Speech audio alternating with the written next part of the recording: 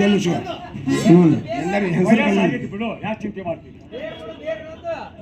ನಾನು ಹೆಂಡತಿಗೆ ಊರು ಮುಂದಿನ ತಿಪ್ಪಿ ಇದ್ದಂಗ್ರಿ. ಏನಂದಿ?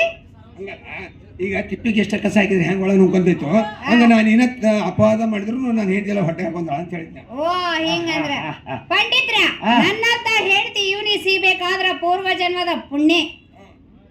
7 ಜನ್ಮದಾಗ ದೀಪ ಹಚ್ಚಿ ಹುಡುಕಾಡಿದ್ರೆ ಸಿಗುದಿಲ್ರಿ. ಹಿಂದಕ್ಕಿದ್ರಲ್ರಿ ಹಿಂದ ನೋಡೋ ಚಟ ಐತೆ. ಮುಂಜಾನೆ 6 ಗಂಟೆಗೆ ಹಿಂದೆ ಅವಾಗಲ್ರಿ ಒಂದಾನೊಂದು ಕಾಲದಲ್ಲಿ once upon a time Sita Tara Ahalya Mandodari Draupadi ಇವ್ರೆಲ್ಲ ಏನ್ರಿ ನಮ್ಮ ಮುಂದ ಒಂದ್ ನರ್ಜ್ ನರ್ಜ್ ನರ್ಜ್ ಇದ್ದಂಗ. ಹ್ಞೂನ್ರಿ ಹಿಂದಕ್ಕಿದ್ರಲ್ರಿ ಅವ್ರು ಸೀತೆಗದ್ರಿ ಮಂಡಗದ್ರಿ ಕುರಿಮರಿ ಚುರುಮರಿ ಒಂದು ಬಿಟ್ರೆ ಹನುಮಪ್ಪನ ಮಸೂಳೆ ಇದ್ದಿತ್ತು.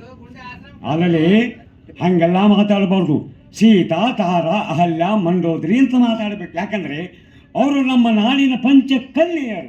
ಈ ವಿಷಯ ನಿಮ್ ಪದರದಾಗ ಗಂಟು ಹಾಕೋರಿ ಹಾಕೋರಿ ನಾನು ಹೊಡೆದಾಳಿಗೆ ಬಾಯಿನ ಅಲ್ಲೋ ಒಂಟ ಸರಿ ಯಾಕೋ ಗಂಟು ಹಾಕ್ತಾರೆ?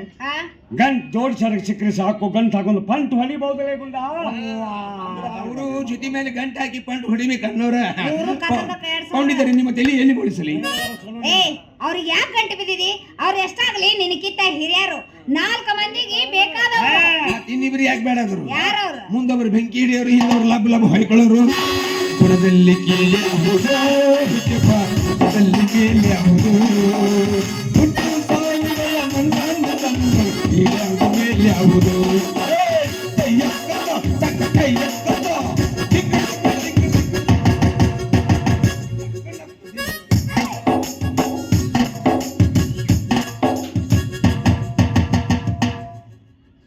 ಅಂದ್ರೆ ಇಬ್ಬರು ಕೂಡ ನಾನು ಹೆಣ ಹೊರಗೆ ತಯಾರಾಗಿದೆ.